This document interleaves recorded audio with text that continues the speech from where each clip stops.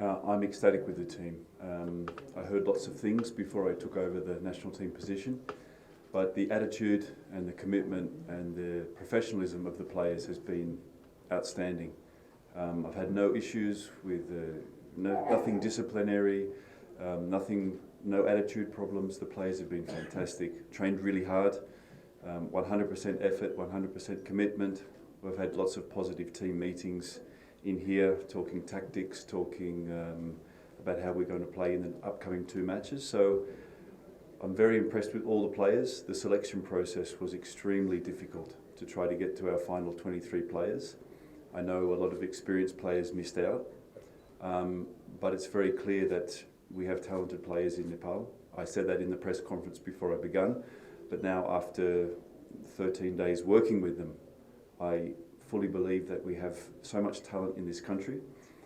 What I've done now is I've chosen the best 23 at the moment, and we'll go over to Malaysia and Singapore and put on very strong, aggressive and positive performances.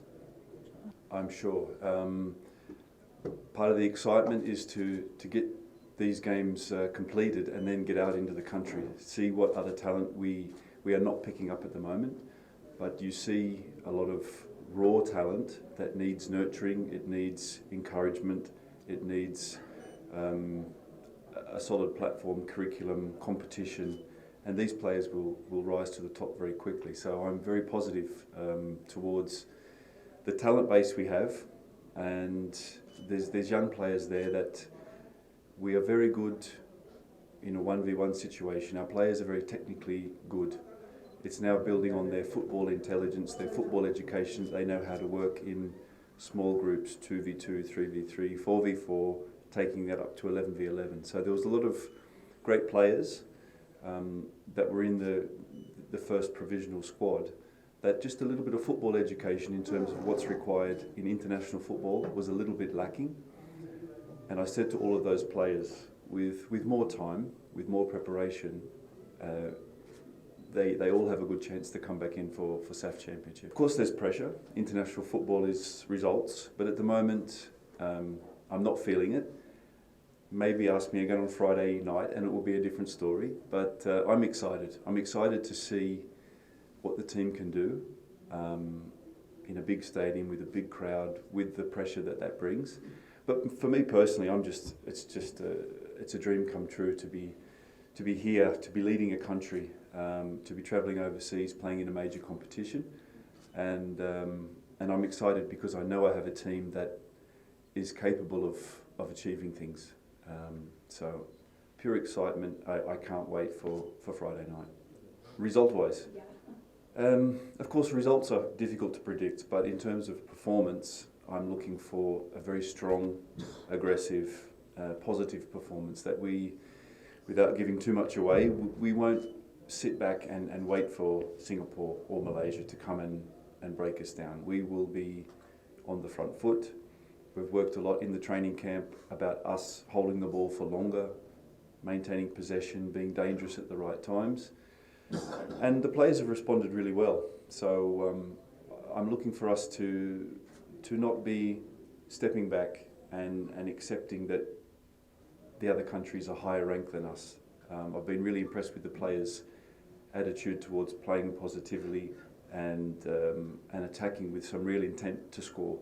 So you'll see us being in the game. You'll see us trying to do our best to keep the ball, which we will. And the addition of our overseas-based players, Rohit and Lakan, gives us a real quality in the midfield, along with our other top quality midfielders here. So you'll see a strong performance. The result, football can go either way. We could play great and we lose 1-0. We could play terrible and win 2-0. So performance is the first thing I'm looking for. So, Coach, since the date of the SAF Championship has already been declared, taking back on these 2 matches, the mission SAF Championship has started. Can we say that? No, I'm focused on these 2 games, and that gives, for example, the Singapore game gives me a very good barometer for where we're at in terms of international football. To play a few friendly games here doesn't give you a true indication of where we are. So after Singapore and after Malaysia, we sit down and we make a new plan. Different opposition, Southeast Asia, a little bit different from South Asia. So we, like I said in my earlier press conference, I've got one eye on the next week, and this eye is on SAF and beyond and beyond. So for now, just these two games, we come back, we reassess, I'll make a good report for AMFA about what we've done in this training camp, and then we start to look at SAF. If you promise me that you won't send this out to Singapore and Malaysia, then I can give an honest answer. I'm not going to give too much away. I will play the team that I think can get a result against Singapore. There's a few players I'd like to look at in this kind of situation, international friendly. There's some players I know what they can do at that level. So it's a mix of both. We have the luxury of 6 substitutes, so I can experiment a little, but always about the result. 6 months, I see, again, we can talk about 6 months on a calendar, but for me it's about the days that I'm with the players. So 6 months and no training camps won't make any difference, but 6 months with good training, with opportunities to see the players around the country, to have a good intensive preparation with the players after the Super League, for example. Super League finishes at the end of April, I believe. If we can get a very good, solid preparation, there's a very strong possibility we can go and win SAF. And I say that with a lot of confidence. That's my own feedback from watching previous internationals from last year, like Ananta Tamang. I know Kieran also been training, haven't been playing.